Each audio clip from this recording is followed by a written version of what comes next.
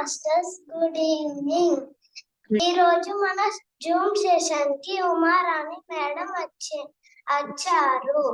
మనం వెల్కమ్ చేద్దాం. పత్రిజీ తాతయ్యకి నమస్కారాలు. Thank you.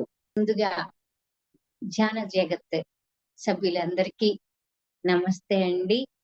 ముందుగా పత్రిజీ గురు దంపతులకి పాదాభివందనం చేస్తూ, అలాగే ఈ మంచి చక్కటి సెషన్స్, జూమ్ సెషన్స్ అన్ని జరుపుతూ మనందరికి మంచి అవకాశాన్ని ఇచ్చినటువంటి సుధాకర్ గారికి, ఇలా ఎవరిలో ఎంత శక్తి సామర్థ్యాలతో కూడుకొని ఉన్నటువంటి నాలెడ్జ్ అయినా సరే, ఆ నాలెడ్జ్ని బయటకు తీసుకొచ్చి చక్కగా వ్యాప్తి చేస్తూ మంచి ఛానల్ ఏర్పాటు చేసి మనందరికీ అవకాశం ఇచ్చినటువంటి సుధాకర్ గారికి ధన్యవాదాలు చెప్తున్నానండి. అలాగే మమ్మల్ని అందరినీ ధ్యానం అనే పేరుతోటి ఒక వేదిక మీదకి తీసుకొచ్చి, ఆ వేదిక పేరు శ్రీ శక్తి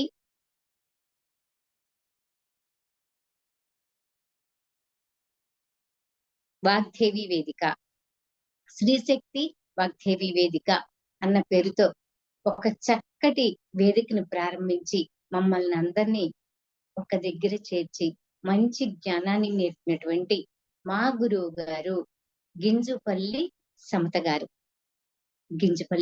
గారికి ధన్యవాదాలు చెప్తూ ఈ క్లాసు స్టార్ట్ చేస్తున్నానండి. అలాగే నేను చెప్పే సెషన్ అంతా కంప్లీట్ విని అర్థం చేసుకొని, అందులో ఏమైనా చిన్న చిన్న లోపాలు ఉంటే నాకు చక్కగా వివరించి నేను కూడా నేర్చుకోవడానికి తోడ్పడేటువంటి ఈ గ్రూప్ సభ్యులందరికీ కూడా ముందే ధన్యవాదాలు, నమస్కారాలు చెప్తున్నానండి. అలానే ఈ మాట అయిపోయాక ఒక మంచి మాట, లోకా సమస్త సుఖినో భవంతు. అందరూ బాగుండాలి, అందరిలో మనం ఉండాలి. ఇదొక మంచి మాట అనేది ఎప్పుడు మనం గుర్తుపెట్టుకోవాలంటండి. ఎందుకు అంటే, విత్తును బట్టి చెట్టు, కర్మను బట్టి ఫలితం.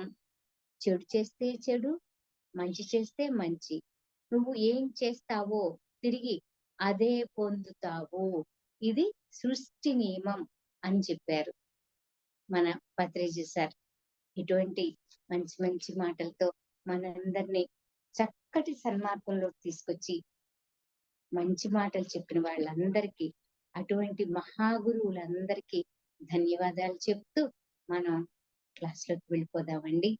అయితే క్లాస్లో నేను చెప్పబోయేది ఏంటి అంటే, లలితా సహస్రనామాలు. ఇంతకు ముందు మన క్లాస్లో 3 శ్లోకాలు చెప్పానండి. ఇంక ఇప్పుడు ఏంటి అంటే, ఆ తర్వాత కంటిన్యూషన్ అన్నమాట. ఆ కంటిన్యూషన్ లలితా సహస్రనామం చెప్పడానికన్నా ముందు ఒక విషయం ఏంటంటేనంటండి, జీవితంలో ఏదో ఏం కోల్పోయినా పర్వాలేదు, కానీ తెలిసి తెలియని జ్ఞానం లేని మనుషుల కోసం మనని మనం కోల్పోకూడదు. అంటే ఎవరు ఏది చెప్పినా వాళ్ళు చెప్పేది మంచి అని చెప్పి వాళ్ళని కూలంకషంగా వాళ్ళ గురించి మనకు ఒక అవగాహన లేకుండా, తెలుసుకోకుండా వాళ్ళ కోసం ఎంతో కొంత మనం సహాయం చేయటము, లేకపోతే ఏదో బాధపడుతున్నారని వాళ్ళని మనం భరించడం అనేది కొంచెం ఇబ్బంది అవుతుంది. అటువంటి పనులు తెలుసో తెలియక మనం చేస్తే మనని మనం కోల్పోతాం. అలా ఆత్మజ్ఞానంతో మన జీవితం మనకు నచ్చినట్టు బతకడం నేర్చుకోవాలండి. ఆత్మవిశ్వాసంగా ఉంటే ఎవరో వస్తారు, ఏదో చేస్తారు అనో, లేకపోతే వాళ్ళంతా మన చుట్టాలు, మన బంధువులు, మన బంధుత్వాలు, బంధాలు, ఇవన్నీ నమ్ముకొని ఎల్లవేళలా ఇంకొకరి కోసం ఉండకూడదండి. పిల్లలు తిన్నారు.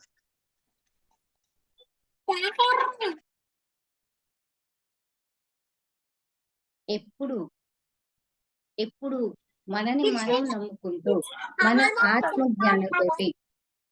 ఆత్మజ్ఞానంతో మనం ముందుకు నడవాలి అని చెప్తున్నారండి.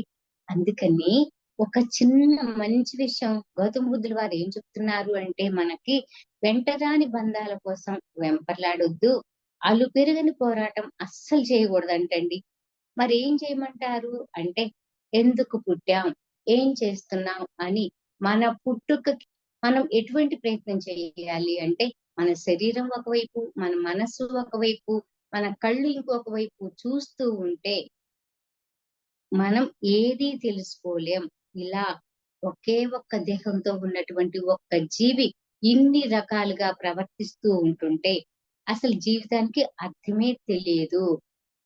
అసలు తెలుసుకోగలుగుతామా మనం అని అంటే లేదండి, అలా చేయలేం, తెలుసుకోలేం అంటే ఏం తెలియాలి అన్నా సరే, మీరు ఒక మంచి మార్గంలో నడవాలి అన్నా సరే, అవతల వ్యక్తుల యొక్క అవతల వ్యక్తుల్ని మనం అవగాహన చేసుకొని వాళ్ళ గురించి మనం తెలుసుకోవాలి అన్నా సరే, ఏదైనా ముందు మనకంటూ ఒక మంచి జ్ఞానం ఉండాలి.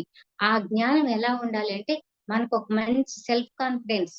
ఏదైనా సరే మనం అనుకున్నది మంచా చెడా జాగ్రత్తగా ఆలోచించుకొని ఆ ఆలోచించుకున్నటువంటి విషయం కరెక్టా, రైటా, రాంగా విచక్షణగా ఆలోచిస్తూ మంచి ఆత్మవిశ్వాసంతో నిలబడి ఉండాలి. అలా ఎలా వస్తదండి? మనం చుట్టూ బాహ్య ప్రపంచంలో చాలా చూస్తున్నాం, చాలా రకాలుగా ఉంటాం కదా! అలా ఉన్నప్పుడు అవతల వ్యక్తుల్లో ఉన్నటువంటి లోతైన విషయాలను మనం ఎలా తెలుసుకోగలుగుతాం అంటే తెలుసుకుంటామండి. మొత్తం కంప్లీట్ అవతల వ్యక్తుల గురించి మనం తెలవకపోయినా వాళ్ళ మాటల్లో, వాళ్ళ ప్రవర్తన సరళిని బట్టి అవతల వాళ్ళని మనం కొంచెంగా అయినా సరే అవగాహన చేసుకోగలం. ఎందుకు, ఎలా చేసుకోగలము అంటే ఎప్పుడైనా సరే సత్యమైన ధ్యాన మార్గంలో మనం నడుస్తూ ఉంటేనండి ఎప్పుడు మనకి ఆత్మ విచక్షణతోటే ఉంటామండి. అలా ఉన్నప్పుడు కొంచెం తెలివిగా బ్రతికితే అవతల వాళ్ళు ఏం మాట్లాడుతున్నారు, ఏ మన గురించి ఏం ఆశిస్తున్నారు అనేది మనం కరెక్ట్ గా తెలుసుకోగలుగుతామండి.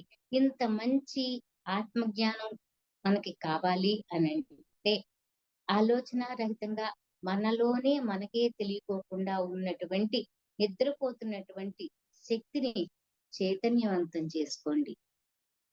ఇంతకు ముందు మనం చెప్పుకున్నాం కదా లలితా సహస్రనామంలో మూలాధారంలో నిద్రాణమై ఉన్నటువంటి శక్తిని జాగృతం చేసుకోండి.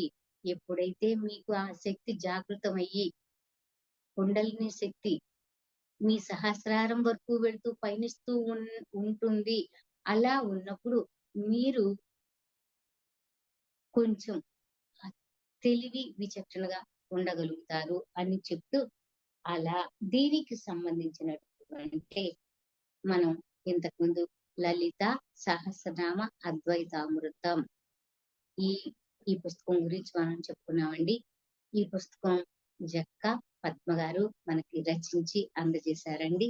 వారికి కూడా ధన్యవాదాలు, నమస్కారం చెప్తూ ఇప్పుడు మనం ఇంతకు ముందు వరకు 3 శ్లోకాలు విన్నాం కదా. 3 శ్లోకాలు విన్న తర్వాత ఇప్పుడు 4 శ్లోకంలోకి వెళ్ళటానికన్నా ముందే ఈ 3 శ్లోకాలలో ఉన్న అర్థం చెప్తానండి. అంటే ఆ శ్లోకాలన్నీ మీరు ఇంతకు ముందు విన్నారు కదా. ఇప్పుడు 3 శ్లోకాలకు ఉన్నటువంటి అర్థాన్ని కొంచెంగా వివరించి ఆ తర్వాత 4 శ్లోకంలోకి వెళ్ళిపోదామండి. మొత్తం మొట్టమొదటి శ్లోకంలో నుంచి ఏంటి అంటే సమస్త లోకాలలో ఉన్నటువంటి అన్ని జీవులకి తల్లివైన నువ్వు బ్రహ్మాండాలకి మహారాణిలా బంగారు సింహాసనంలో ఆసీనురాలువై ఉన్నటువంటి అమ్మ నువ్వు చిదగ్నిగుండ సంభూత అంటే జ్ఞానం అనేటువంటి అగ్నికుండం నుంచి ఆవిర్భవించి దేవకార్యాలని సులభతరం చేయటానికి ఉద్యమిస్తున్నటువంటి అమ్మ నువ్వు 1000 సూర్యుల ప్రకాశంతో వెలుగుతూ రాగస్వరూపమైన పాశం, అంకుశం, కోదండం ఇంకా చెరుకు విల్లు, పంచపుష్పాలు ఇలా 4 అంశాలతోటి 4 చేతులతోటి 4 బాహువుల్లో ధరించి ఉన్నటువంటి తల్లి నీకు నమస్కారం అంటూ 4 చేతులతో ఉన్న అమ్మ సూర్యప్రభల వెలుగుల్లో నులివెచ్చని సూర్యకాంతితో అనుసంధానమయ్యి నిర్మలమైన ధ్యానం చేసుకుంటూ ఉంటే మనస్సు ఇంద్రియాలకి, పిచ్చి కోరికలకి, దుర్మార్గపు ఆలోచనలకి అన్నింటికీ స్వస్తి పలికి మనిషి యొక్క స్థిరమైన, అంటే ఇప్పుడు ఇంతకు ముందు మనం చెప్పుకున్నటువంటి ఒక చిన్న మాట ఇదేనండి. ఎప్పుడైతే మనం చక్కటి ధ్యానంతో మన శక్తిని దృఢతరం చేసుకుంటామో అప్పుడు మనం ఆత్మశక్తిగా చాలా గట్టి సంకల్పంతో మనం నిలబడుతూ ఉంటే గనక ఈ ధ్యానంలో మనస్సు అనే కోదండం, ఇంద్రియాలు అనే తన్మాత్రలు నిగ్రహించి ఈ ధ్యానం ద్వారా మనం తెలుసుకున్న జ్ఞానంతో మంచి ఏంటో చెడేంటో తెలుసుకున్న విచక్షణ వల్ల ప్రతి దాని గురించి ఎరుకుగా ఉండి ఏది మంచి ఏది చెడు ఎటువైపు వెళ్ళాలి అని తెలుసుకోగలిగేటువంటి శక్తితో నిశ్చలంగా నిలబడతాం. ఎలా అంటే మనిషిలో నిద్రపోతూ ఉన్నటువంటి కుండలిని శక్తిని జాగృతం చేస్తే మొత్తం సకలం మనలోనే, మన అంతరంగంలోనే ఉంది అన్నటువంటి పరమ సత్యం మెల్లమెల్లగా మనకి బోధపడుతుందంటండి. అలా బోధపడుతూ ఉంటే 3వ శ్లోకంలో ఉన్నటువంటి యోగ రహస్యాలన్నీ మనకి అర్థమవుతాయి అని ఈ 3 శ్లోకాల్లో ఉన్నటువంటి విషయాన్ని అర్థం మనకి చెప్పారు. ఇప్పుడు మనం 4వ శ్లోకంలోకి వెళ్ళిపోదామండి.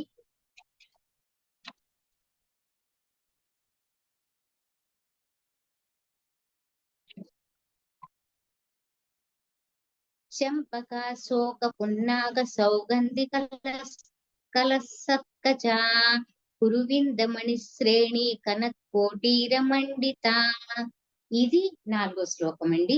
ఈ 4వ శ్లోకానికి ఉన్నటువంటి ఆ ఈ ఈ శ్లోకాలు ఒక 2 వాక్యాలు ఉంటాయండి. ఈ 2 వాక్యాలని విడదీశారనమాట. అంటే ఆ ఆ పదాల కూడికతో ఉన్నటువంటి ఒక వాక్యాన్ని ఒక్కొక్క పదంగా విడదీసి ఆ తర్వాత ఆ శ్లోకానికి ఉన్న అర్థం చెప్పి తర్వాత అద్వైతార్థం చెప్పారు. ఇలా 3 రకాలుగా రచించారు వీరు జక్కా పద్మ గారు. అయితే ఈ శ్లోకంలో ఉన్నటువంటి ఈ 2 వాక్యాల్లో ఉన్నటువంటి పదాలు ఏంటి అంటే చంపకం అంటే చంపక శోక పున్నాగ సౌగంధి కలసత్కచ కురువిందమణి శ్రేణి కనకోటీర మండిత. అంటే చంపకం అంటే సంసార పంకిలం అంటనిది, అశోకము అంటే దుఃఖము లేనిది, పున్నాగము జ్ఞాన వికాసం అనే పడగ విప్పుకున్నది, సౌగంధికం దివ్య జ్ఞాన సుగంధం, రసత్కచ విరాజిల్లుట, కురువిందమణి పద్మరాగములు, శ్రేణి వరుసలు, కనక ప్రకాశించడి, కోటీర కిరీటం, మండిత భూషించబడినది అని. ఈ శ్లోకాన్ని ఇలా పదాలుగా విడదీసి ఆ విడదీసిన ప్రతి పదానికి అర్థం చెప్పారండి. ఇప్పుడు మొత్తం ఈ శ్లోకానికి ఉన్నటువంటి అర్థం ఏంటి అంటే, అమ్మా శ్రీమాత్రే నమః అని అమ్మని సంబోధిస్తూ సంపంగి, పున్నాగ, అశోక, సౌగంధిక పుష్పాల చేత ప్రకాశిస్తూ సిరి సంపదలు కలిగి పద్మరాగముల వరసల చేత ప్రకాశిస్తున్నటువంటి కిరీటాన్ని అలంకరించుకుని ఉన్నావమ్మా నువ్వు అని అమ్మని ఇలా సంబోధిస్తారంటండి. అయితే అలా సంబోధించిన తర్వాత ఇంకొక విషయం ఏంటి, ఇందులో ఉన్నటువంటి అద్వైతార్థం ఏంటండి అంటే చంపక శోక పున్నాగ సౌగంధి కలసత్కచ. మానవ శరీరంలో 4 గ్రంథులు ఉంటాయి. అవి బ్రహ్మ గ్రంథి, విష్ణు గ్రంథి, రుద్ర గ్రంథి మరియు పీయూష గ్రంథి అని చెప్తూ, బ్రహ్మ గ్రంథి అంటే ఈ బ్రహ్మ గ్రంథి మానవ శరీరంలో ప్రాణమయ కోశంలో, అంటే అసలు మన శరీరంలో ఎన్ని కోశాలు ఉన్నాయి అని అంటేనండి, అన్నమయ కోశం, మనోమయ కోశం, ప్రాణమయ కోశం, విజ్ఞానమయ కోశం, ఆనందమయ కోశం. ఇలా మన శరీరంలో మన కంటికి కనిపించకుండా ఉండి నిర్మితమై ఉన్నటువంటి ఈ కోశాలలో ఇవి మన శరీరంలో ఉంటాయి. ఇలా మానవ శరీరంలో ఉన్నటువంటి ప్రాణమయ కోశంలో ఉన్న కుండలిని మూలాధార మరియు స్వాదిష్టాన చక్రాలని ఆశ్రయించుకున్నటువంటి బ్రహ్మ గ్రంథి. అంటే మన మన శరీరంలో ఉన్నటువంటి కోశాలే కాకుండా మూలాధారం నుంచి స్టార్ట్ అయ్యి మూలాధారము, స్వాదిష్టాన, మణిపూరక, అనాహత, విశుద్ధి, ఆజ్ఞాచక్రం, సహస్రారం. ఈ చక్రాల గురించి మీరు చాలా క్లాసుల్లో వినే ఉండుంటారండి. ఇలా విన్నటువంటి ఈ చక్రాల్లో ముందు మొదలైనటువంటి మూలాధార చక్రం నుంచి చివర లాస్ట్ శిరస్సులో ఉన్నటువంటి సహస్రారం వరకు ఉన్నటువంటి ఈ చక్రాలకన్నింటికి కూడా అనుసంధానమై ఉన్నటువంటి గ్రంథులు ఉంటాయి. ఈ అలా అనుసంధానమై ఉన్నటువంటి గ్రంథులు బ్రహ్మ గ్రంథి, విష్ణు గ్రంథి, రుద్ర గ్రంథి మరియు పీయూష గ్రంథి. ఇలా ఉన్నటువంటి ఈ గ్రంథులన్నీ కూడా ఈ చక్రాలకి అనుసంధానమై ఆధారంగానే ఉంటాయి. మానవ శరీరంలో ఉన్నటువంటి ఈ కోశాలు కూడా ఉంటాయి కదండి. ఈ కోశాల్లో ఉన్నటువంటి కుండలిని మూలాధారం దగ్గర నుంచి నెమ్మదిగా జాగృతం చేసుకొని స్వాదిష్టాన చక్రాలని ఆశ్రయించుకొని ఉన్నటువంటి ఒక బ్రహ్మ గ్రంథి ఉంది. బ్రహ్మ గ్రంథి.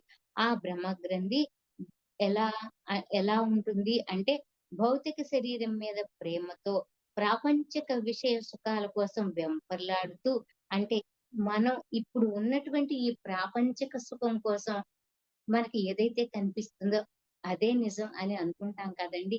ఏది కనిపిస్తే అదే శాశ్వతం అనుకుంటాం. అలా కనిపించినటువంటి ప్రతిదీ శాశ్వతంగానే ఉంటుంది అనుకుంటాం, కానీ ఇది ఎప్పటికైనా సరే మాయమైపోతుంది, ఇది అశాశ్వతం అని ఎప్పుడు ఎవ్వరు అనుకోరండి. ఎందుకంటే కనిపించేదే శాశ్వతం అనుకుంటారు. అలా కనిపించేటువంటి ఈ శాశ్వతంగా ఉంటుంది అనుకున్నటువంటి ఈ అశాశ్వతాలనే ఆశ్రయించుకొని భౌతిక శరీరం మీద ప్రేమతోటి ఆ చుట్టూ కనిపించేటువంటి సుఖ అనుభవాల కోసం వెంపర్లాడుతూ భౌతిక శరీరానికి బందీ అయి ఉన్నంత కాలం మానవుడు ఈ జన్మ పరంపరలో కొట్టుమిట్టాడుతూనే ఉంటాడు.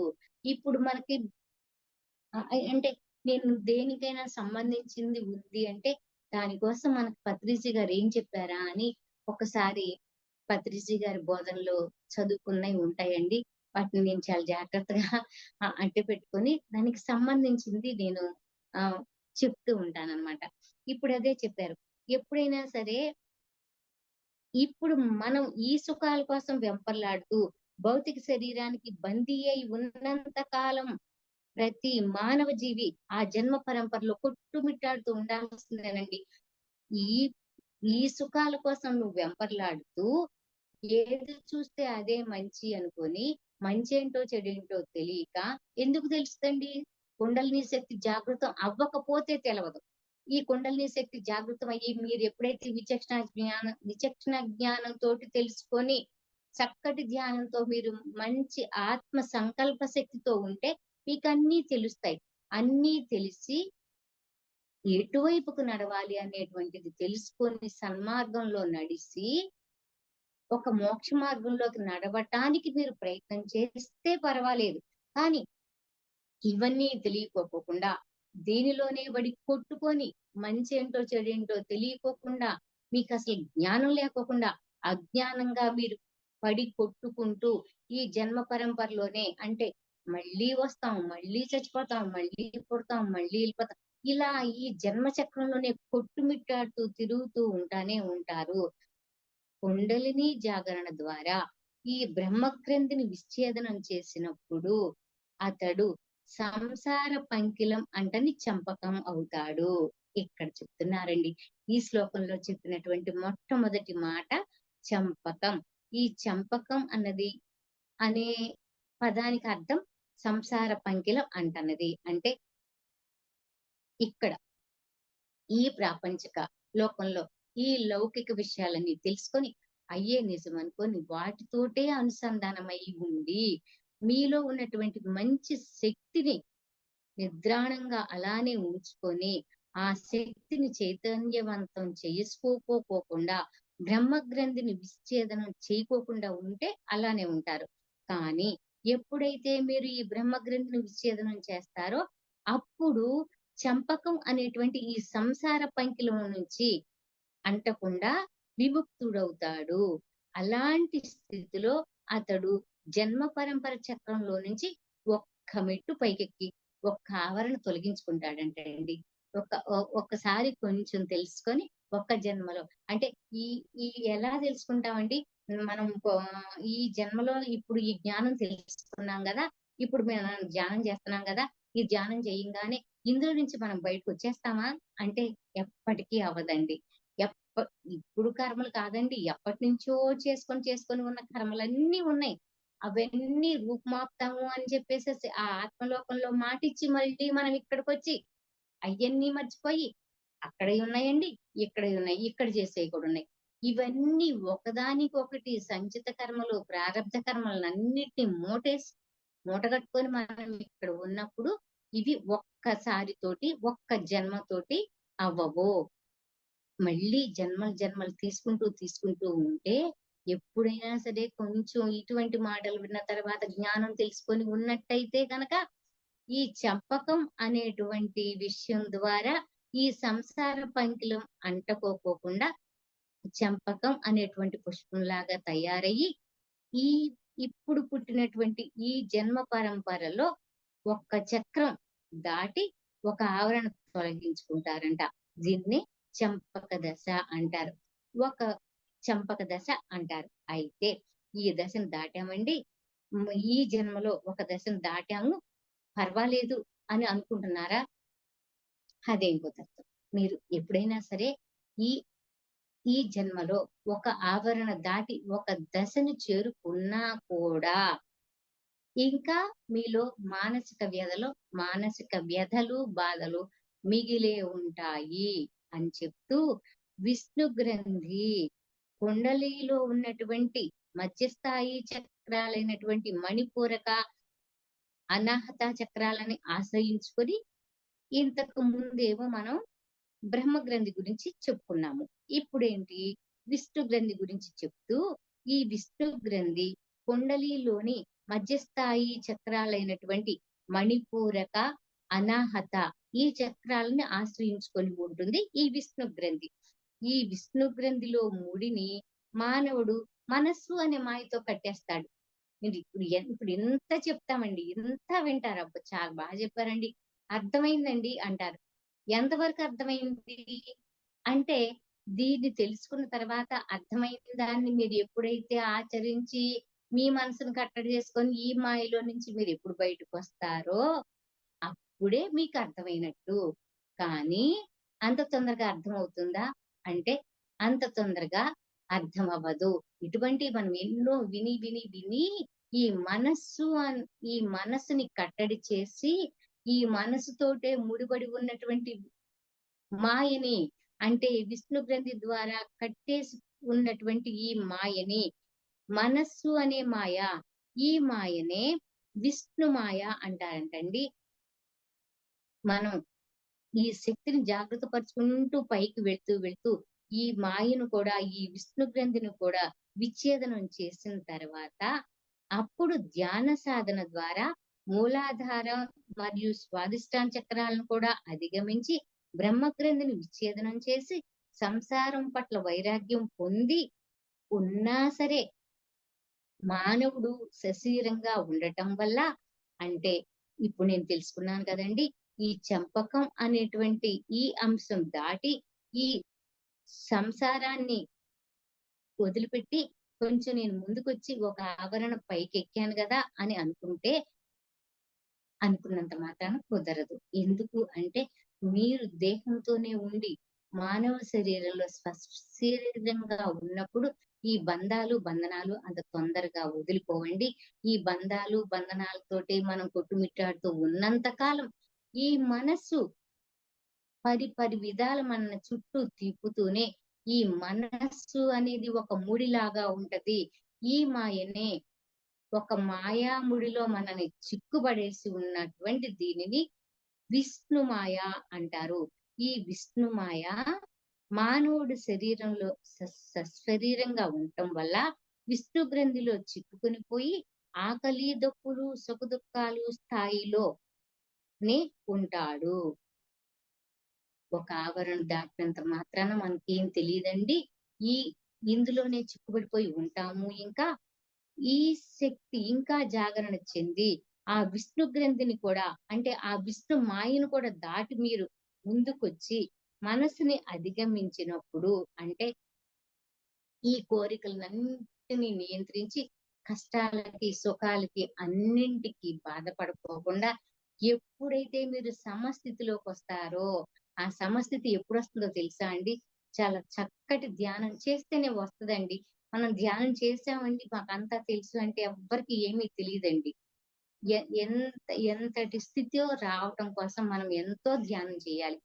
అంత ధ్యానం చేసిన తర్వాత ఎప్పుడైతే కష్టానికి, సుఖానికి ఓర్చుకొని ఆహ్, ఆకలేస్తుంది అనంటే ఇప్పటికిప్పుడే తినేయాలి అని కోరికను చంపుకోకుండా ఏది కావాలంటే దాన్ని చంపి తినాలి అనేటువంటి కోరికలను కూడా ఇంకా పెంచుకొని తామసిక గుణంతోటే ఉంటూ ప్రతి దానికి కోపం, చిరాకు, బాధ పడుతూ ఇలానే ఉన్నటువంటి ఈ వ్యక్తి ఇవన్నీ దాటుకొని ఈ కష్టాల్ని, సుఖాల్ని, ఇబ్బందుల్ని, బాధల్ని అన్నింటినీ పక్కకి నెట్టేసేసి దే ఏది కూడా మనసుకి అంటించుకోకుండా సమమైన స్థితిలో ఎప్పుడైతే ఉంటాడో అప్పుడు ఈ విష్ణుమాయ అన్న ముడిని తెంచేసి ఈ విష్ణు గ్రంథిని అధిగమించి ఎప్పుడైతే ముందుకెళ్తాడో అప్పుడు విముక్తి పొందిన తర్వాత అశోక స్థితి చెందుతాడు. అంటే ఈ శోకాలన్నీ మర్చిపోయి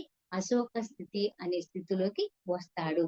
అప్పుడు రుద్ర గ్రంథి దగ్గరికి వచ్చి కుండలినిలో ఉన్నటువంటి ఉన్నత స్థాయి చక్రాలైనటువంటి విశుద్ధ మరియు ఆజ్ఞా చక్రాలని ఆశ్రయించుకొని ఉన్నటువంటి రుద్ర గ్రంథి ఉంటుంది. సాధకుడు ఎప్పుడైతే అంత లోతైనటువంటి అంతర్గత ధ్యానం చేస్తాడో ఆ ధ్యానంలో మనస్సు అనే విష్ణుమాయ నుంచి విముక్తి చెంది, అలా విముక్తి చెందిన తర్వాత కూడా పంచభూతాత్మకమైన ప్రాణాలతో కూడి ఉంటూ జనన మరణ చక్రాలకే లోబడి ఉంటాడు. మీరు ఇప్పుడు ఇన్ని తరగతులు దాటి ఇంకా మేము ముందుకు వచ్చేసాం కదా. ఈ మూలాధారంలో నిద్రాణమై ఉన్నటువంటి ఈ శక్తిని ఇంకొంచెం జాగృతం పరుచుకుంటూ పై వరకు వచ్చాం కదండి.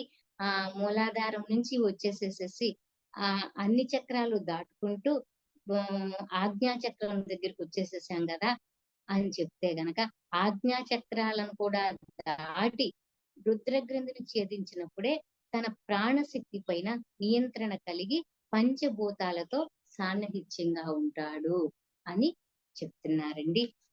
యోగులు కుండలిని శక్తిని ఒక సర్పంలాగా వర్ణించారండి. మూలాధారంలో చుట్టలు చుట్టుకొని నిద్రాణంగా ఉన్నటువంటి ఈ కుండలిని శక్తి పైకి ప్రవహిస్తూ ఆజ్ఞాచక్రంలోకి చేరినప్పుడు అది పడగ విప్పుకున్న నాగుపాముల పౌరుషంగా ఉంటుంది. రుద్ర గ్రంథి విచ్ఛేదనం ద్వారా వికసించిన పున్నాగ స్థితిని పున్నాగ దశ అంటారు.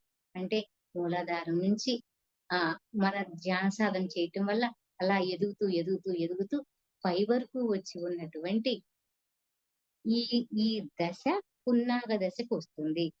అది ఆజ్ఞాచక్రంలోకి చేరినప్పుడు మనిషిలో ఉన్నటువంటి జ్ఞానం పడగ విప్పుకున్న నాగుపాముల పౌరుషంగా ఉంటుందంట.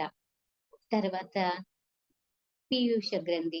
ఇప్పుడు మనం ఇంతవరకు చెప్పుకున్నటువంటి ఈ గ్రంథులన్నీ బ్రహ్మ గ్రంథి, విష్ణు గ్రంథి, రుద్ర గ్రంథి, పీయూష గ్రంథి ఇవన్నీ కూడా మానవుని శరీరంలో ఉన్నటువంటి ఇంతకు ముందు మనం చెప్పుకున్నటువంటి అన్ని చక్రాలు ఉన్నాయి కదండి. మూలాధారం దగ్గర నుంచి సహస్రారం వరకు చెప్పుకుని ఉన్నటువంటి ఈ అన్ని చక్రాలకి అనుసంధానమయ్యి ఉంటాయన్నమాట ఈ గ్రంథులన్నీ. అలా ఎప్పుడైతే మనలో ఉన్నటువంటి కుండలిని శక్తి జాగృతం అవుతుందో అప్పుడు నెమ్మదిగా ఈ గ్రంథులన్నింటినీ విచ్ఛేదనం చేసుకుంటూ ఈ శక్తి సహస్రారం వరకు వస్తుందన్నమాట. అలా సహస్రారం వరకు వచ్చి పీయూష గ్రంథి దగ్గరికి వచ్చేసిన తర్వాత ఈ గ్రంథిని తుర్యాతీత స్థితి అంటారంట. సహస్రారంలో సహస్రాక్షిగా చెప్పబడేటువంటి బ్రహ్మరంధ్రాన్ని ఆశ్రయించుకొని పీయూష గ్రంథి ఉంటుందంట.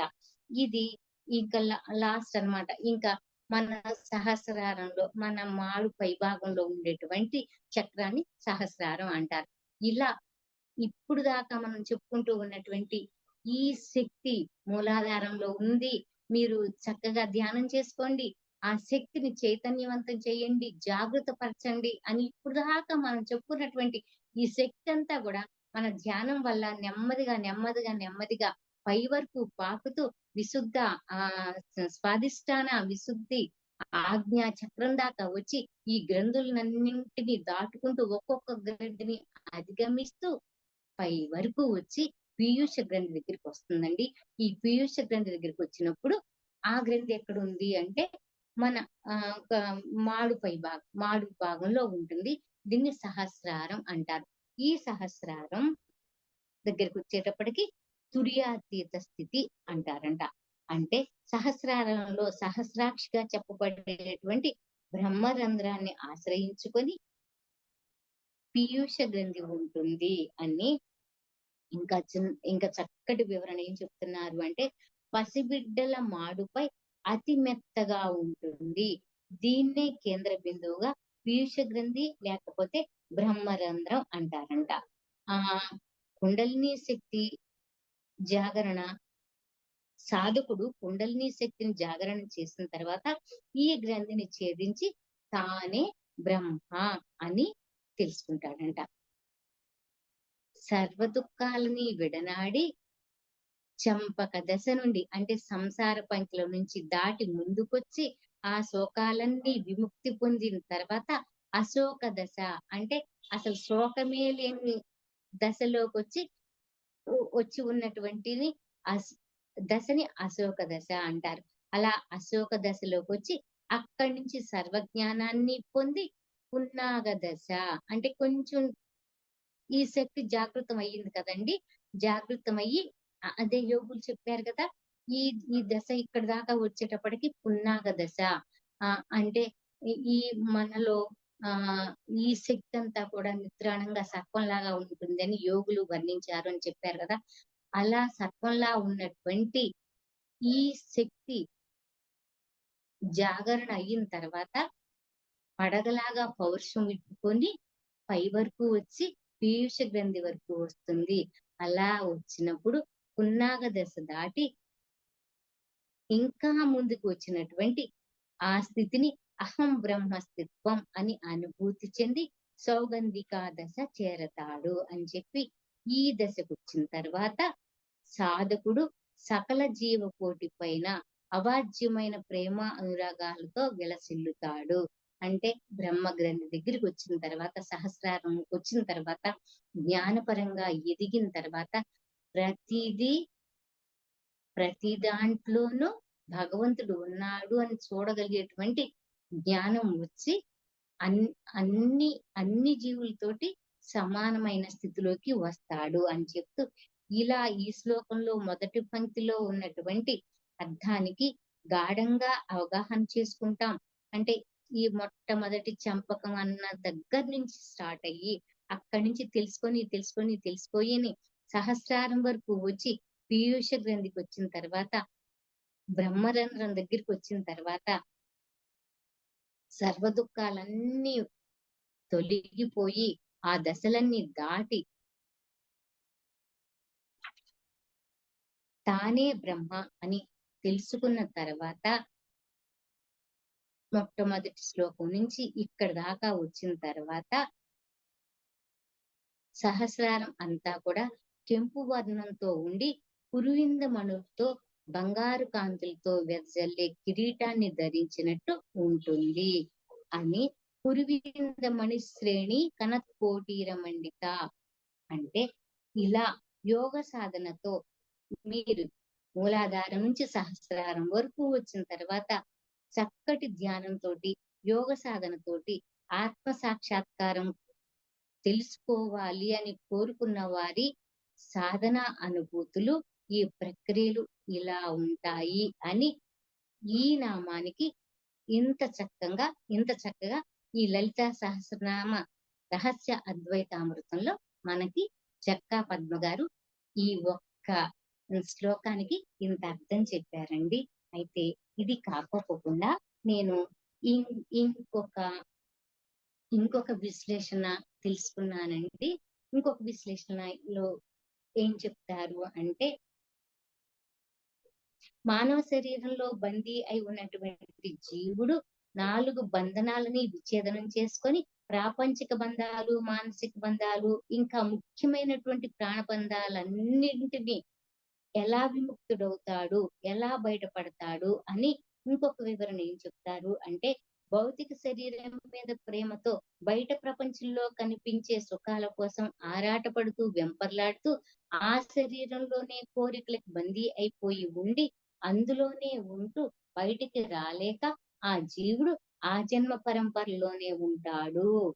అంటే ఏ జన్మలో ఉన్నాడో ఆ జన్మ పరంపరలోనే ఉంటాడు అని, ఇటువంటి జీవికి మూలాధారం నుండి ధ్యానం ద్వారా బయలుదేరి స్వాదిష్టానం వరకు చేరుకొని అక్కడి నుండి కుండలిని జాగరణ ద్వారా బ్రహ్మ గ్రంథిని విచ్ఛేదనం చేసుకొని చంపకుడు అవుతాడు. అంటే సంసార బంధాలు వదిలించుకొని ప్రాపంచిక విషయాలకు కూడా దూరంగా ఉండి చంపకుడు అవుతాడు. అయితే జీవికి ఇది మొట్టమొదటి ఆవరణ అని చెప్పినా, ముక్తి మార్గానికి వచ్చినా, వైరాగ్యం వచ్చినా, చంపకం అన్న దశని అధిగమించినా సరే, ఎంత చేసినా సరే ఈ జీవికి మాత్రం ఆ సంసార బంధంలో ఉన్నటువంటి చిరాకులు, వ్యధలు, ఈ మానసిక బాధలన్నీ ఇబ్బంది పెడుతూనే ఉంటాయి అని రెండవ గ్రంథి అయినటువంటి విష్ణు గ్రంథి, ఆ తర్వాత మణిపూరక, అనాహత చక్రాలకు చేరువుగా ఉన్నటువంటి ఈ జీవుడు మనస్సు అనే మాయ ద్వారా అందులోనే ఉండిపోతాడు. దీనినే విష్ణు మాయ అంటారండి. ఈ మాయను ఛేదించి తెలుసుకొని ఉన్నా సరే కొంచెం వైరాగ్యం విరక్తి చెందిన ఇంకా భౌతిక శరీరంలోనే ఉంటాడు కాబట్టి ఆకలి దప్పులు, సుఖదుఖాలు, కష్టాలు, ఇబ్బందులు ఇవన్నీ అనుభవిస్తూనే ఉంటాడు. ఎప్పుడు బయటపడతాడు మరి ఇక్కడి నుంచి అనంటే, విష్ణు గ్రంథిని కుండలిని శక్తి ద్వారా చైతన్యం పొంది కష్టాలు, ఆకలి దప్పులు అనే వాటిని దాటుకుంటూ ఈ శోకాలన్నీ అధిగమించిపోయి అశోకం అనే పుష్పంలా కీర్తించబడి దుఃఖం లేకుండా ఉంటాడు అని. ఇప్పుడు మూడవదైనటువంటి రుద్ర గ్రంథి విశుద్ధ ఆజ్ఞాచక్రాన్ని ఆశ్రయించుకున్నటువంటి శరీరం, మనస్సు ఇదంతా మాయా అని తెలుసుకొని విముక్తి చెంది ఆ ప్రాణశక్తిని, అంటే మానవ జీవిలో ఉన్నటువంటి మూలాధారంగా ఉన్నటువంటి ఈ ప్రాణశక్తిని పంచభూతాలతో కూడి ఉన్న జనన మరణ చక్రాలకే లోబడిపోయి ఉండి మనలో ఉన్న మూలమైన శక్తిని రుద్ర గ్రంథిని విభేదించి ధ్యాన సాధకుడు ప్రాణశక్తిని నియంత్రణ చేసి పంచభూతాలకి చేరువవుతాడు. అయితే పురాణాల్లోనూ ఇతిహాసాల్లోనూ ఏం చెప్తున్నారంటేనండి, మూలాధారంలో ఉన్న కుండలిని శక్తి సర్పంలా భావించి నిద్రాణంగా బద్ధకంగా ఉన్నటువంటి ఈ చైతన్యం ఆజ్ఞాచక్రం ద్వారా ప్రవేశించి పడగ విప్పుకున్న పౌరుషంలా ఉన్న ఈ శక్తిని పున్నాగ పుష్పం అని పోలుస్తూ భావించి మనకే తెలియజేస్తూ ఇంకొక ఆఖరి గ్రంథి నాలుగవ గ్రంథి పీయూష గ్రంథి దగ్గరికి వచ్చిన తర్వాత ఇక ఆ స్థితికి సాధకుడు ఆ స్థితికి చేరుకున్న తర్వాత తుర్యాతీత స్థితి, అంటే సహస్రారం అని చెప్పబడేటువంటి బ్రహ్మరంధ్రం ఆశ్రయించుకొని ఆ గ్రంథి ద్వారా ఆ శక్తిని ఛేదించుకొని సాధించిన సాధకుడు బ్రహ్మ పదం చేరుకొని సౌగంధిక పుష్పంలా ప్రకాశిస్తూ సకల జీవుల్లో ఉన్న ఆత్మలో అమ్మవారే ఉన్నారు, అంతా ఒకటే అని తెలుసుకుని సర్వజీవుల పట్ల ప్రేమ, అనురాగం, కరుణతో ఉంటూ ఈ చక్కని పుష్పంలా విరాజిల్లుతాడు అని. ఈ స్థితి ఎలా వస్తుంది అంటే ధ్యాన స్థితి వల్లే వస్తుంది అని. ఈ ఆలోచన, విచక్షణ, తెలివితేటలు అన్ని మనకి ఎక్కడి నుంచి వచ్చినాయండి, మనకి ఎలా తెలిసిందండి అని అంటే, ఈ స్థితులన్నీ దాటి మనం ఇంత తెలుసుకున్నాము అంటే ఇవన్నీ మనకి ఎవరు నేర్పారు అంటే అమ్మే నేర్పింది. మూలాధారంలో ఏమీ తెలియకుండా ఒక బండ రాయిలాగా పడున్నటువంటి మనందరినీ సహస్రారం దాకా తీసుకొచ్చి మన శరీర నిర్మాణంలో ఇన్ని గ్రంథులు ఉన్నాయి అని, ఈ గ్రంథులన్నీ కూడా మానవ శరీరంలో నిర్మితమై ఉన్నటువంటి ఈ చక్రాలకి అనుసంధానమై ఉన్నాయని, ఇదంతా మన దేహ నిర్మాణం అని, ఇవన్నీ మనకి ఎలా తెలిసినాయండి? ఇవన్నీ అమ్మ చెప్పినటువంటి ఈ లలిత సహస్రనామ అద్వైత స్తోత్రంలోనే ఇవన్నీ ఇమిడి ఉండి అమ్మ మనకి చెప్పింది కాబట్టి ఇప్పుడు మనం తెలుసుకోవాలి అన్న జ్ఞానం మనకు వచ్చింది కాబట్టి మనకు తెలిసింది. లేకపోతే ఇదంతా వచ్చేది కాదండి. ఇది 4వ శ్లోకంకు ఉన్నటువంటి అర్థం, పరమార్థం. ఇప్పుడు 5వ శ్లోకంలోకి వెళ్ళిపోదాం. అష్టమి చంద్ర విభ్రాజ దళిక స్థల శోభిత ముఖ చంద్ర కళంకాభ మృగనాభి విశేషక. అంటే అష్టమి చంద్ర, అష్టమి చంద్రుడు, విభ్రాజ వెలుగుతున్న, దళిక స్థల పాలభాగం అంటే నుదురు, శోభిత అంటే శోభిల్లుతుంది, ముఖ చంద్ర పూర్ణ బింబం వంటి ముఖం కలది అని, కళంకాభ మత్స కలిగినది, మృగనాభి లేడి వంటి పొట్టవలే, విశేషక విశేషమైన స్థితి. ఇదండి ఈ 5వ శ్లోకానికి ఉన్నటువంటి 2 వాక్యాలని నేను పదాలుగా విడదీసి ఆ ప్రతి పదంకి అర్థం చెప్పానండి.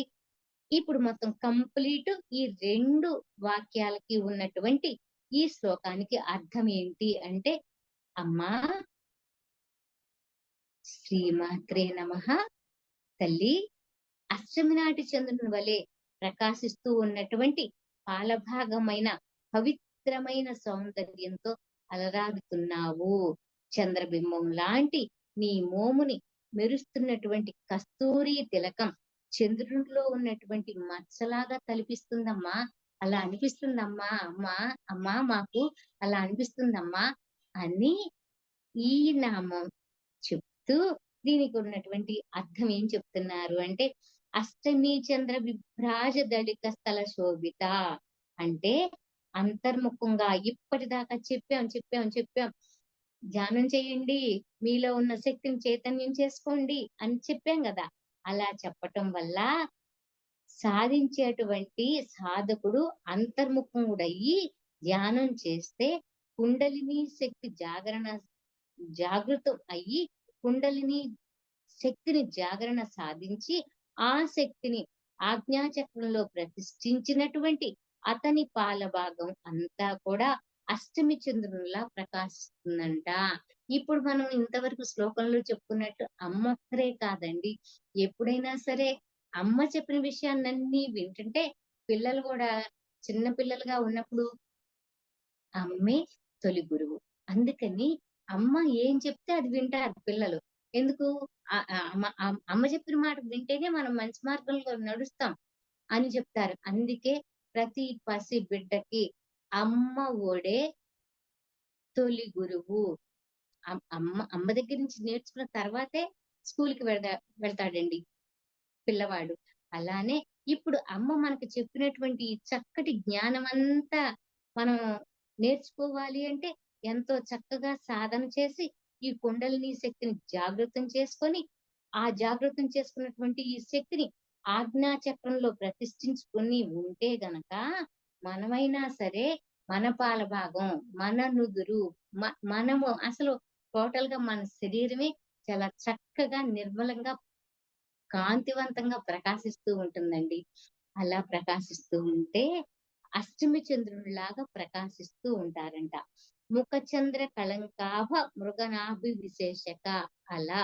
అలా ధ్యానం చేసుకునేటప్పుడు మనం గమనించాల్సినటువంటి ఉచ్ఛ్వాస నిశ్వాసలతో కూడుకొని ఉన్నటువంటి బాహ్య కుంభకమైన స్థితిలా లేడి పొట్టలాగా నాభి స్థానంలో పొట్ట లోపలికి వెళ్ళినప్పుడు, ధ్యాన స్థితిలో ఉన్నప్పుడు మనిషి యొక్క శరీర స్థితిని వివరిస్తూ అలా ధ్యానం చేసుకుంటూ మనలో ఉన్నటువంటి అంతరంగంగా ఉన్నటువంటి ఈ ప్రాణశక్తి అనన్నా అనుకోవచ్చండి, లేకపోతే విశ్వశక్తి అనైనా అనుకోవచ్చు.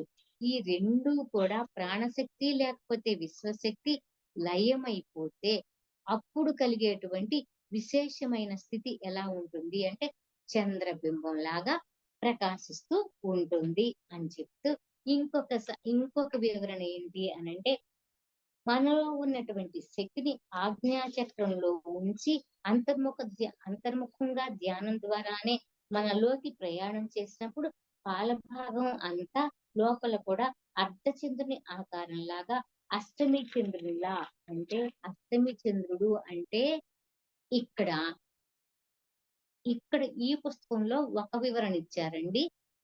ఇదే శ్లోకానికి ఇంకొక చక్కటి వివరణ ఇంకొక పుస్తకంలో తీసుకొని నేను మీకు ఇంకొంచెంగా అర్థం అవటం కోసం నేను కొంచెం మ్యాటర్ ఎక్కువ నేను సేకరించి నేను చెప్పగలుగుతున్నానండి. అయితే నేను చెప్పే ఇంకొక వివరణ ఏంటి అనంటే అష్టమి చంద్ర అంటే పౌర్ణమి అమావాస్య అని మనకు వస్తాయి కదా.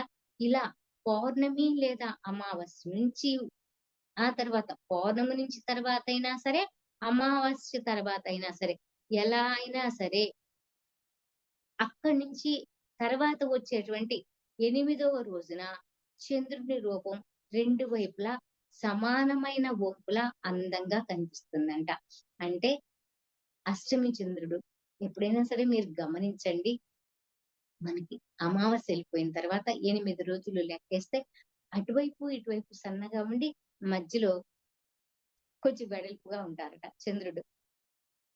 అష్టమి చంద్ర 8వ రోజున ప్రకాశించేటువంటి చంద్రుని యొక్క ప్రకాశించేటువంటి కాంతి ఎలా ఉంటుందో అలా ప్రకాశించే నుదుటితో ముఖచంద్ర కళంకాభ అనే నామంలో ధ్యాన సాధన చేసే సమయంలో సాధన చేసేటప్పుడు వ్యక్తి యొక్క నాభి భాగం పొట్ట లోపలి భాగంకి వెళ్ళినప్పుడు సాధన ద్వారా వ్యక్తిలో కలిగేటువంటి చైతన్య శక్తి విశ్వంతో లయమైపోయినప్పుడు కలిగేటువంటి స్థితి ఎలా ఉంటుంది అంటే చంద్రబింబంలా చంద్రబింబం లాంటి ముఖారవిందంతో కనిపిస్తూ ఉన్నటువంటి అమ్మకి నమస్కరిస్తూ ఇప్పుడు మనం 7వ శ్లోకం 5 అయిపోయింది కదండి. 6వ శ్లోకంలోకి వెళ్దామండి.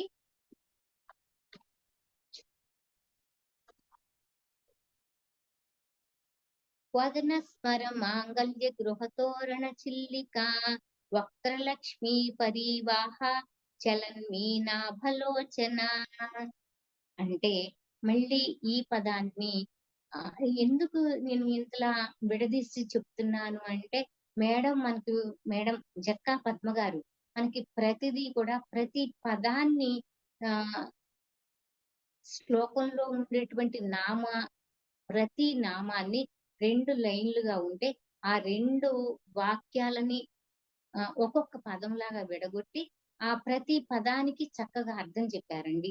అందుకని గబగబా చదువుకుంటూ వెళ్ళిపోతే గనక అయిపోతుందండి. మొత్తం ఒక 10 నామాలు మనం చెప్పుకోగలం. కానీ అలా కాదండి. మనకి రచయిత ఏం చెప్పారు తెలుసుకోవాలనే కదా మనం ఎంతసేపు శ్రమపడి తెలుసుకుంటున్నాం. అందుకని తెలుసుకున్న ప్రతిదాన్ని ఉన్నది ఉన్నట్టుగా ప్రస్ఫుటంగా నలుగురికి తెలియచేయాలి అని అంటే గనక రచయిత ఏం చెప్పారో అది మనం తప్పకుండా పాటించాలి. అలా పాటించేటువంటి క్రమంలో ఇప్పుడు ఈ ఈ పుస్తకంలో చెప్పినటువంటి రచయిత జక్కా పద్మ గారు ఈ నామాలన్నింటినీ కూడా ప్రతి నామాన్ని ఒక్కొక్క పదముని విడగొట్టి మనకి చక్కగా వివరించారు. అలా వివరించేటప్పుడు చెప్పేటువంటి క్రమంలో ఈ శ్లోకం 6వ శ్లోకం. ఈ 6వ శ్లోకం ఏంటి అంటే వదన స్మర మాంగళ్య గృహతోరణ చిల్లికా వక్రలక్ష్మీ పరివాహ చలన్మీనాభలోచన. వదన అంటే ముఖం, స్మర అంటే స్మరించటం, మన మనసులో అన్న స్మరించుకుంటాం లేకపోతే ధ్యానం చేస్తాం. అలా మాంగళ్య అంటే శుభం, గృహతో అంటే కుటుంబానికి సంబంధించి ఉన్నది, రణ అంటే గొడవలు లేకపోతే భేదాభిప్రాయాలు అని వివరిస్తున్నారు. చిల్లిక అంటే ఛిద్రం చేయటం లేకపోతే తొలగించటం. వక్ర అంటే భావములు గల ముఖము. లక్ష్మి ప్రాపంచిక సుఖాలు. పరివాహ ప్రవాహం. చలన్ అంటే నడుచుకోవటం. మీన అంటే మత్స్యము లేకపోతే చేప.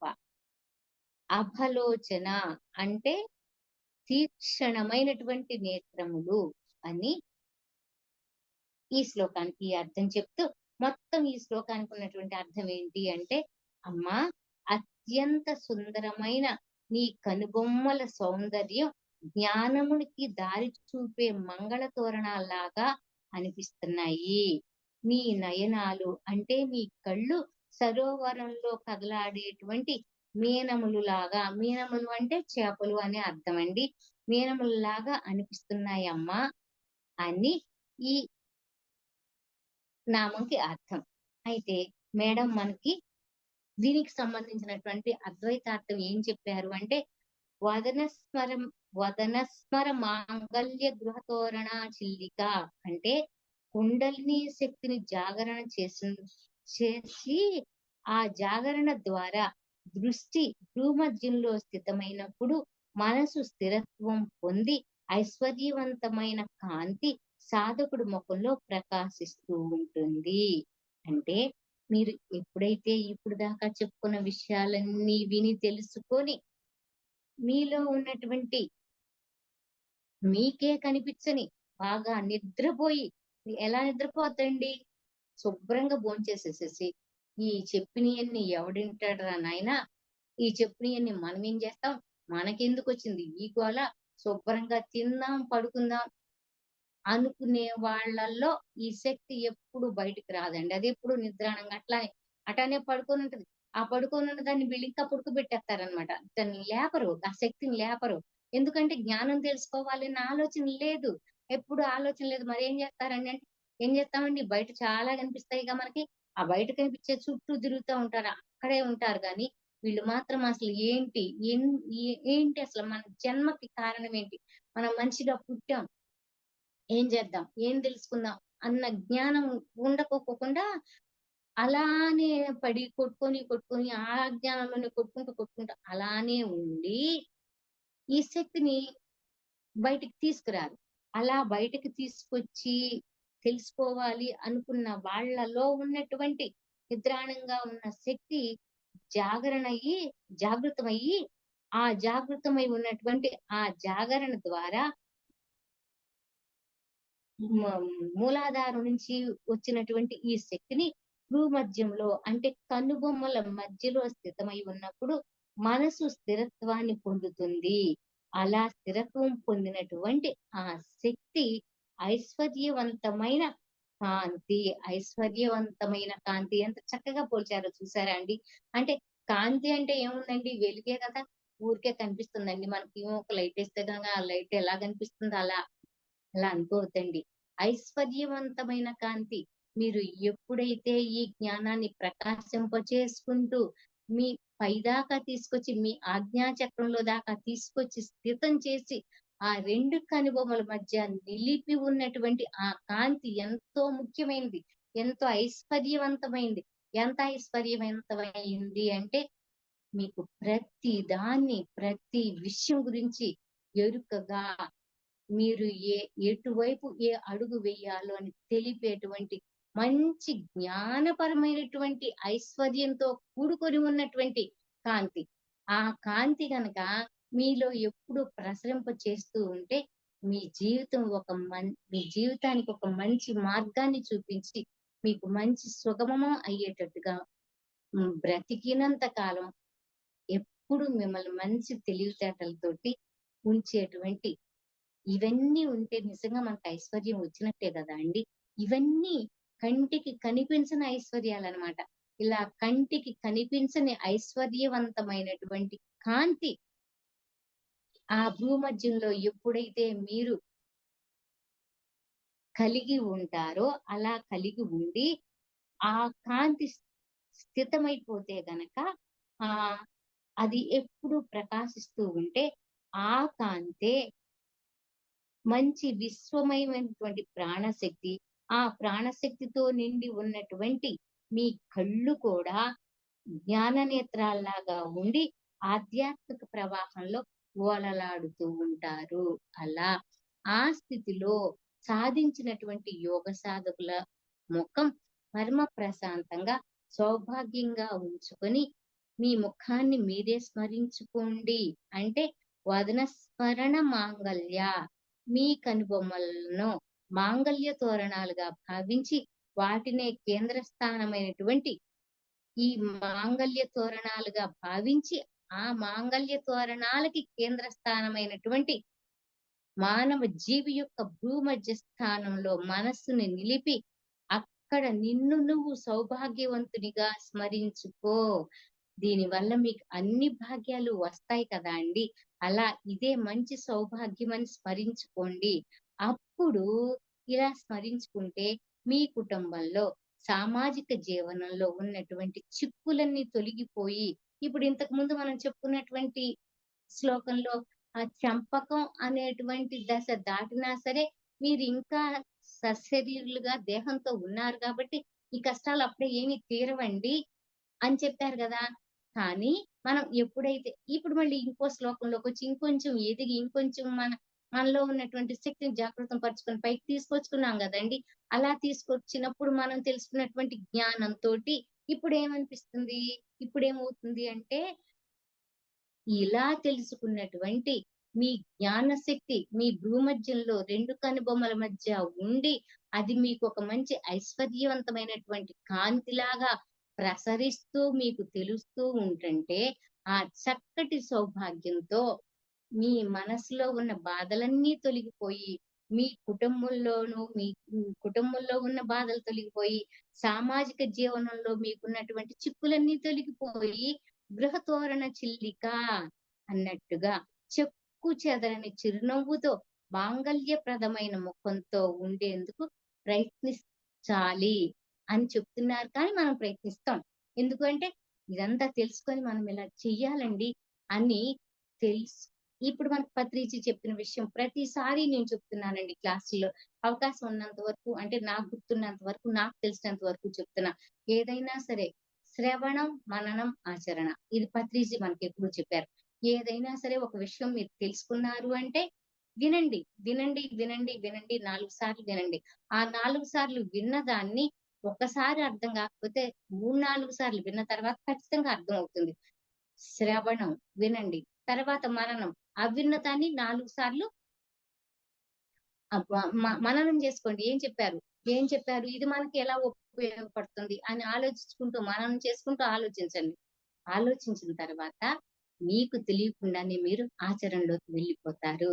అలా ఎప్పుడైతే మీరు ఆచరణలోకి వెళ్ళిపోతారో అలా వెళ్ళినప్పుడు మీ కుటుంబంలో చిక్కులన్నీ తీరిపోతాయండి. ఎందుకంటే మీలో చక్కటి తెలివి జ్ఞానం వచ్చింది కదా అండి. ఇప్పుడు మన ఇంట్లో ఒక చిన్న కష్టం వచ్చింది, మనం ఈ తెలివి ఈ జ్ఞానం మనకుంది కదా, ఈ ఈ జ్ఞానంతోటి మనం ఈ కష్టాన్ని ఎలా గట్టెక్కగలుగుతాం అని మీరు ఎప్పుడైతే మీ మీ కుటుంబంలో మీ కష్టాన్ని గట్టెక్కి మీరు బయటకొచ్చి సామాజిక పరంగా బయటకొచ్చి సంఘంలోకి మీరు వచ్చారు అనుకోండి, మీకు ఎప్పుడైతే కష్టాలు తీరిపోతాయో అప్పుడు మీరు సంఘంలో గొప్ప సంఘజీవిలాగా చక్కటి ఐకాన్ పర్సన్ లాగా మీరు సంఘంలో నిలబడతారు. అలా మీరు సంఘంలో నిలబడితే సామాజికంగా మీకు ఒక మంచి వ్యక్తిగా పేరు వస్తుంది. ఎప్పుడైనా సరే మీ కుటుంబంలో మీరు ఒక వ్యక్తి, కానీ మీరు సమాజంలోకి వచ్చి సంఘంలోకి వస్తే గనక సమాజంలోకి వస్తే మీరు సమాజంలో ఒక సభ్యుడు. కుటుంబంలో మనం ఎవరి కాలం ఒక్కళ్ళమేనండి. కానీ బయటకు వచ్చాము అంటే సమాజంలో మనం సంఘజీవులం, సమాజంలో ఒక సభ్యులం. ఆ సమాజంలో మనం ఒక మంచి పేరు తెచ్చుకోవాలి. అలా తెచ్చుకోవాలి అని ఇవన్నీ ఆలోచించుకుంటే మన మనస్సులో చిరునవ్వుతో కూడుకుని ఉన్నటువంటి మాంగళ్యప్రదమైనటువంటి ప్రశాంతమైన మనసుతో ఉంటాము అని ఇలా ప్రయత్నించాలి అని చెప్తూ వక్రలక్ష్మి పరివాహ చలన్మినాభలోచన అంటే ఇవన్నీ తెలుసుకున్న తర్వాత శాశ్వత ఐశ్వర్యం అంటే ఆధ్యాత్మికంగా ఒక చక్కటి జ్ఞాన సంపద. మనం వచ్చేటప్పుడు ఒంటరిగా వచ్చామండి, పోయేటప్పుడు మాత్రం ఒంటరిగా పోతాం అని. అందుకని మహాత్మా గాంధీజీ చెప్తారండి, వచ్చేటప్పుడు ఒంటరిగా వచ్చాము కానీ పోయేటప్పుడు మాత్రం ఒక వ్యక్తిగా మంచి పేరు తెచ్చుకొని వెళ్ళిపోవాలంట. ఇది భగవంతుడు మనకిచ్చిన మంచి అవకాశం. జీవితం అనేది భగవంతుడు మనిషికి ఇచ్చిన వరం. ఆ వరాన్ని పొందినటువంటి మానవ జన్మ తీసుకున్న ప్రతి వ్యక్తి కూడా అనామకంగా పుట్టాం కానీ పేరు తెచ్చుకొని వెళ్ళిపోవాలంట. ఇది మనకు మహాత్మా గాంధీ చెప్పారు. ఇటువంటివన్నీ తెలుసుకోవాలి, గుర్తుపెట్టుకోవాలండి. అయితే మనతో పాటు వచ్చేది తోడుగా కేవలం మన జ్ఞాన సంపద మాత్రమే. మళ్ళీ మనం ఇంకా ఇంకా జన్మలు తీసుకున్నప్పుడు క్రిందటి జన్మలో సంపాదించుకున్నటువంటి జ్ఞానాన్ని ఇంతకు ముందు మనకున్న జ్ఞానంతో ఇప్పుడు మొదలు పెట్టాం. ఇప్పుడు మొదలుపెట్టి మనం కొంచెం తెలుసుకున్నాం. ఆ తెలుసుకున్న జ్ఞానంతో మళ్ళీ దేహం చాలించేసి మళ్ళీ జన్మ తీసుకునేటప్పుడు మళ్ళీ ఇక్కడి నుంచి మొదలుపెట్టి ఇంకా ఎదుగుతాం అన్నమాట. అలా సాధకుడు ఐశ్వర్యవంతంగా ఉన్నటువంటి చక్కటి మంచి శక్తితోటి అంతర్ముఖంగా ధ్యానం చేస్తే గనక ఆజ్ఞాచక్రంలో ఈ శక్తి ఇప్పుడు ఈ జన్మలో ఈ మానవ జీవికి ఆజ్ఞాచక్రంలో శక్తి స్థిరమైపోయినప్పుడు ముఖం అంతా కాంతివంతంగా అనిపిస్తుందండి. అని ఆ తర్వాత అలా అనిపిస్తూ ఉన్నటువంటి ఆ స్థితిలో చేప కళ్ళలాగా చలన్మీనాభలోచన అంటే చేప కళ్ళలా ఉండేటువంటి జ్ఞాన నేత్రాలతోటి ఈ ప్రపంచమాయను ఛేదించి వాస్తవాన్ని దర్శిస్తారు. సముద్రంలో చేపలు ఎంత ఆహ్లాదకరంగా చక్కగా తిరుగుతూ ఉంటాయో సముద్రంలో ఉన్నటువంటి చేపకి వల వేసి పట్టేంత వరకు తెలియదండి. చాలా ఫ్రీగా చాలా సంతోషంగా తిరుగుతూ ఉంటది. ఎప్పుడైతే వలేసి మనిషి పడతాడో అప్పుడు పాపం దాని జీవితం అంతం అయిపోతుంది. అలా అంతం అవటానికన్నా ముందు వరకు తనకు తెలియదు కదా. అలా తెలియకోకుండా ఉన్నంతసేపు ఆహ్లాదకరంగా చక్కగా తిరుగుతూ ఉంటది.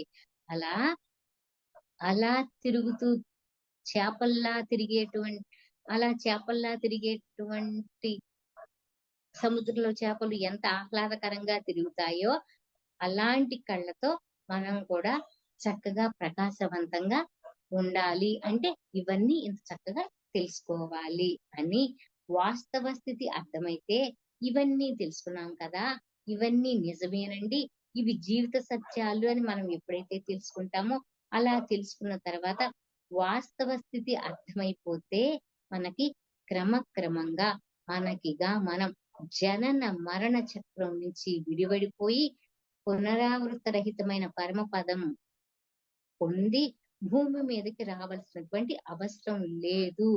అది పరమాత్మ సన్నిధి అని ఆ పరమాత్మ సన్నిధికి వెళ్ళిన తర్వాత మోక్ష స్థితిని పొందుతారు.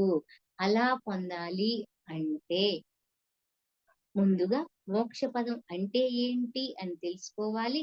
భగవంతుడంటే ఎవరు, ఆయన ఎక్కడుంటాడు అనో, ఇంకా బ్రహ్మ పదార్థం ఏంటి అని, ఈ అంతం లేని అసలు శాశ్వతమైన ఆనందం ఎక్కడుంది, అక్కడికి మనం ఎలా చేరుకోవాలి అని ఇవన్నీ మనం తెలుసుకోవాలి. అంటే మనం మళ్ళీ ఇంకో శ్లోకంలోకి వెళ్ళాలి. ఇంకో శ్లోకం ఏంటి అంటే నవచంపక పుష్పాభ నాసా దండ విరాజిత తారా కాంతి తిరస్కారి నాసాభరణ భాసురా. నవచంపక అంటే అప్పుడే వికసించినటువంటి సంపెంగ పువ్వు. పుష్పాభ పుష్పం వంటి కాంతిలాగా అంటే అప్పుడే వికసించినటువంటి సంపెంగ పుష్పము లాంటి కాంతితో నాసాదండ అంటే ముక్కుకి ధరించేటువంటి ముక్కు దూలంపై ధరించి ఉన్నటువంటి ఆభరణం. విరాజిత ప్రకాశిస్తుంది. తారాకాంతి అంటే నక్షత్ర కాంతులు. ఈ నక్షత్ర కాంతులు తర్వాత తిరస్కారి ఈ కాంతుల్ని తిరస్కరించడి. నాసాభరణ అంటే ముక్కుకి ధరించి ఉన్నటువంటి ఆభరణం. భాసుర అలంకరించబడి ఉంది అని. ఈ శ్లోకానికి అర్థం ఏంటి అంటే అమ్మా అప్పుడే వికసించిన సంపెంగ మొగ్గని పోలినటువంటి నీ ముక్కు, నీ నాసికకి అమర్చి ఉన్నటువంటి ముక్కెర నక్షత్ర కాంతిని మరిపిస్తుందమ్మా. అమ్మా నువ్వు పెట్టుకున్నావు కదా మంచి ముక్కెర, దీన్ని అడ్డబాసర అని కూడా అంటారండి. అది మనకి చాలా చాలా మంది పెట్టుకుంటే మనం చూసే ఉండుంటాం.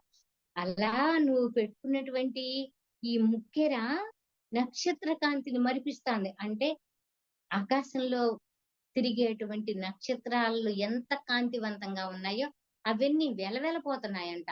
ఇలా ఉందమ్మా అని చెప్తూ దీనికి ఉన్నటువంటి అద్వైత అర్థం ఏం చెప్తున్నారు అంటే, నవచంపక పుష్పాభ నాసాదండ విరాజిత అంటే కఠోరమైనటువంటి యోగ సాధన ద్వారా గురువు అనుగ్రహంతో జాగృతమైనటువంటి కుండలిని శక్తి మళ్ళీ ప్రతి విషయంలోనూ కూడా లలిత రహస్య నామ స్తోత్ర అద్వైతామృతం అన్న మాటకి ప్రతి చోట మీకు అర్థం వినిపిస్తుంది, కనిపిస్తుందండి.